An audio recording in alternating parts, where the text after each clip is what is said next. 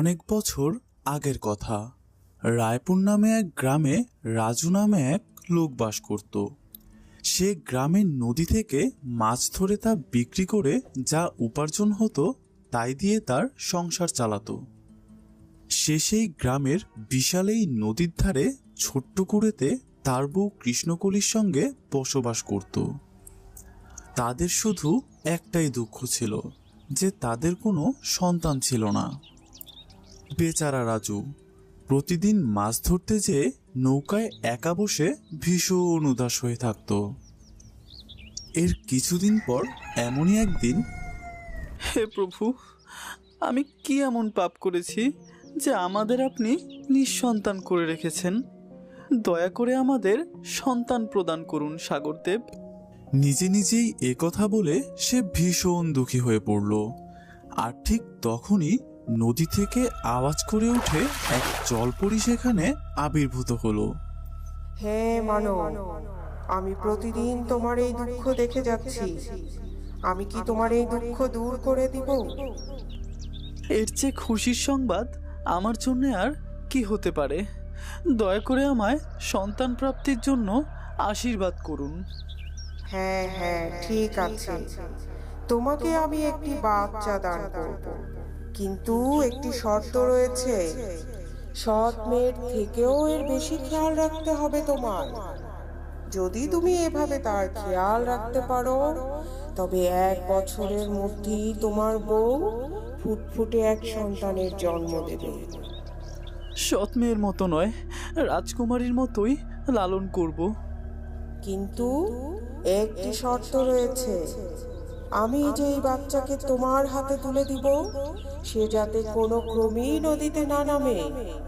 যদি সে নদীতে নামে তবে সেই মেয়ের সঙ্গে সঙ্গে তোমাকেও ভীষণ ঝামেলা পোহাতে হবে, বুঝেছো?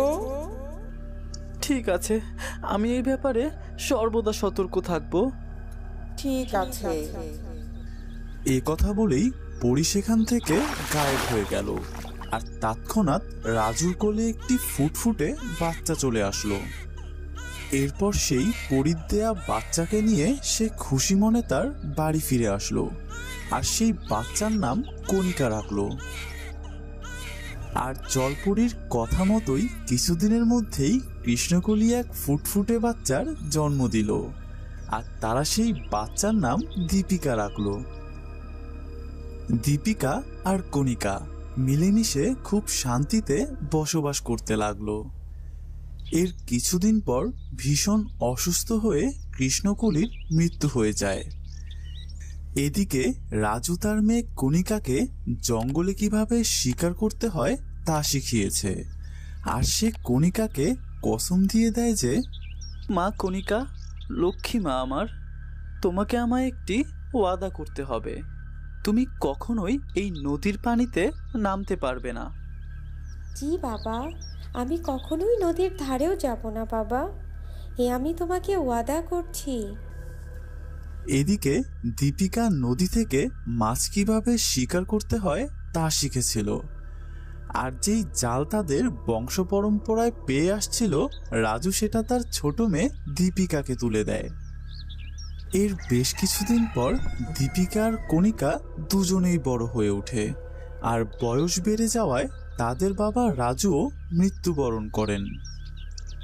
কণিকা জঙ্গলে পশু শিকার করে আর দীপিকা নদীতে মাছ শিকার করে তাদের দিন চালাতো।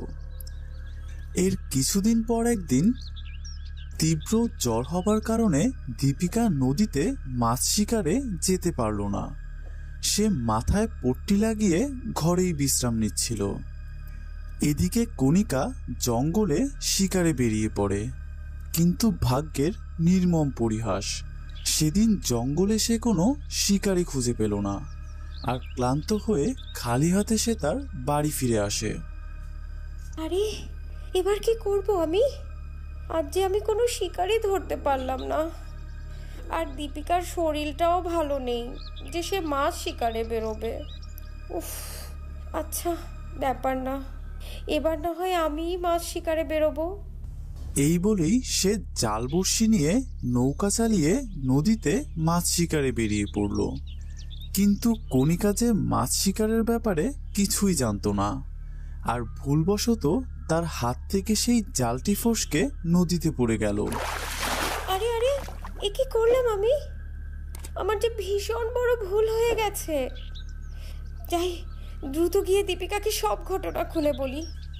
এই বলে সে তার বাড়ি ফিরে আসে আর তার বোন দীপিকাকে সব ঘটনা খুলে বলে।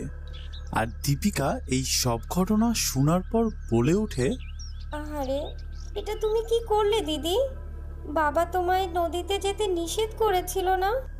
মানা করেছিল বটে, কিন্তু আমার তো কোনো ক্ষতি হয়নি, তাই না? আচ্ছা শোনো, আমি তোমার জালটা হারিয়ে ফেলেছি। তার বদলে আমি তোমায় নতুন আর দামি একটি জাল কিনে দিব বোন। তুমি কষ্ট নিও না, ঠিক আছে? দিদি, ওই জাল যে বাবার শেষ চিহ্ন। তুমি সোনার জাল বড়শি এনে দিলেও আমার সেই বাবার দেয়া পুরনো জালটাই যে পছন্দ। মাফ করে দিস বোন, ভুলবশত জালটা আমার হাত ফসকে নদীতে পড়ে গেছে। বুঝেছি দিদি, আমার জ্বর কমে গেলে আমি নিজে গিয়ে নদী থেকে সেই জাল খুঁজে নিয়ে আসব। তুমি আর দুশ্চিন্তা করো না। তবুও কণিকা এই ব্যাপারে ভীষণ উদ্বিগ্ন ছিল, কারণ বাবার দেয়া জাল তার কারণেই হারিয়ে গিয়েছে। এর পরের দিন কণিকা সেই জাল যে কোনো মূল্যে খুঁজে বের করার জন্য দীপিকাকে না জানিয়েই আবার সেই নদীতে রওনা হয়, আর যেখানে সেই জাল হারিয়েছিল সেখানে গিয়ে ঝাঁপ দেয়। কিন্তু সে সাঁতারও জানতো না, আর সে সেই নদীর গভীরে ডুবে গেল। আর পানিতে ডুবতেই হঠাৎ করে তার আকৃতি বদলে যায়, আর তার সামনে এক জলপরীর আবির্ভাব হয়। আমাকে আমাকে কিছু করবেন না। স্বাগতম রাজকুমারী। রাজকুমারী? আমার নাম তো কণিকা। জানি জানি, তোমার নাম কণিকা, আর তোমার বাবার নাম রাজু ছিল। এরপর সেই জলপরী তাকে সব ঘটনা খুলে বলে। কি বলছেন এসব? তাহলে আমার আসল বাবা মা কারা? যদি তুমি তা জানতে চাও, তাহলে তোমাকে এই নদী পার হয়ে যেতে হবে সাগরের মধ্যখানে। সেখানেই তুমি তোমার বাবা মাকে খুঁজে পাবে। আমি যেতে চাই, কিন্তু আমার বোন দীপিকাকে ছেড়ে আমি কিভাবে যাব? ও একা মানুষ, আমি ছাড়া ওর যে আর কেউ নেই। ভেবে দেখো রাজকুমারী, কারণ একবার সমুদ্রে চলে গেলে এখানে ফিরে আসা তোমার হাতে নেই। উফ, তাহলে ঠিক আছে, একজন ভালো পাত্র দেখে দীপিকার বিয়ে দিয়ে আমি তোমার সাথে আমার আসল রাজ্যে ফিরে যাব। তাহলে ঠিক আছে, এই নাও তোমার হারিয়ে যাওয়া জাল। এরপর কণিকা তার বাবার দেয়া সেই জাল নিয়ে বাড়ি ফিরে আসে। এরপর সে তার বোন দীপিকাকে সেই জাল দিয়ে সব ঘটনা খুলে বলে। দিদি, তাহলে তুমি আমায় ছেড়ে চলে যাবে? না না বোন, তোকে সুন্দর আর ধনী ছেলের সঙ্গে বিয়ে না দিয়ে আমি কোথাও যাব না। আমাকে ছেড়ে যেও না দিদি। না না বোন, আমাকে এর রহস্য উদ্ঘাটন করতেই হবে। কেনই বা সেই জলপরি আমাকে বাবার হাতে তুলে দিল, আর সেই সাগরদেবের সঙ্গে আমার সম্পর্কই বা কী, এসব যে আমাকে জানতেই হবে। ঠিক আছে দিদি, যেও।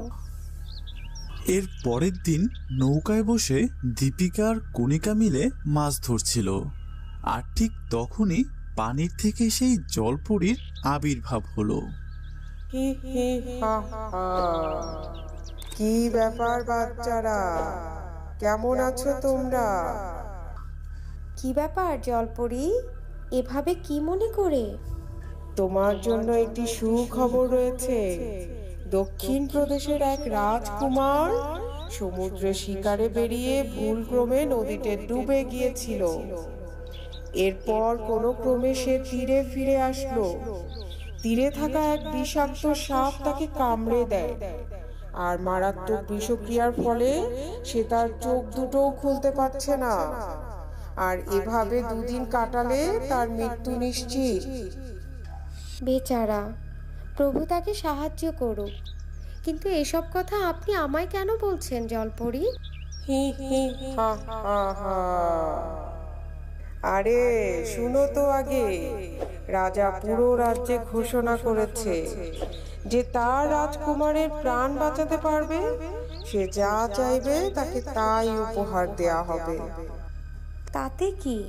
তার জন্য আমি কি বা করতে পারি বলো? এই নাও, এই তারা মাছ। যত বিষাক্ত সাপই হোক না কেন, এই মাছের সেই শক্তি রয়েছে যে কোনো বিষধর সাপের বিষ চুষে নিয়ে আসতে পারবে। এবার আমি তোমাকে যেভাবে বলছি তুমি ঠিক সেভাবেই করো। এর পরের দিন কণিকা জলপরীর দেয়া সেই তারা মাছকে সঙ্গে নিয়ে সেই রাজ্যের রাজার কাছে যায়। মহারাজ, আমাকে একটি সুযোগ দিন, রাজকুমারকে আমি বাঁচানোর চেষ্টা করব। ঠিক আছে, তুমি চেষ্টা করে দেখো। এরপর কণিকা রাজকুমারের পায়ে সেই তারা মাছটি ছুঁয়ে দিতেই তার সকল বিষক্রিয়া দূর হয়ে যায় আর রাজকুমারও সুস্থ হয়ে ওঠে। মারহাবা মারহাবা, যে কাজ এই রাজ্যের কেউ করতে পারলো না সেই কাজ তুমি করে দেখিয়েছো মা। আমি তোমার কাছে ঋণী থাকবো মা। বলো তুমি কি চাও? এই রাজ্যের অর্ধেক চাও নাকি হীরা গহনা জহরত, কোনটা চাও? এসবের কোনোটাই চাই না মহারাজ, আমার বোন দীপিকাকে শুধু রাজকুমারের সঙ্গে বিয়ে দিয়ে দিন। ঠিক আছে, এমনটাই হবে। আজ থেকে তোমার বোন দীপিকা এই রাজ্যের রাজকুমারী হয়েই থাকবে। এরপর এক সুন্দর দিন দেখে রাজা দীপিকার বিয়ে রাজকুমারের সঙ্গে দিয়ে দেয় আর কণিকা দীপিকার থেকে বিদায় নিয়ে তার জীবনের আসল রহস্য উদ্ঘাটনে বেরিয়ে পড়ে। যাও যাও, তোমার আসল ঘটনা তো এখন শুরু হবে। তো বন্ধু, ভিডিওটি ভালো লাগলে একটি লাইক দিয়ে দিও আর নতুন ভিডিও সবার আগে দেখতে চ্যানেলটিকে সাবস্ক্রাইব করে পাশের বেল আইকনটি বাজিয়ে দাও। আর তুমি যদি আমার চ্যানেলে নতুন হয়ে থাকো তাহলে আমার আগের ভিডিওগুলিও দেখে আসতে পারো। আশা করছি ভালো লাগবে। ধন্যবাদ।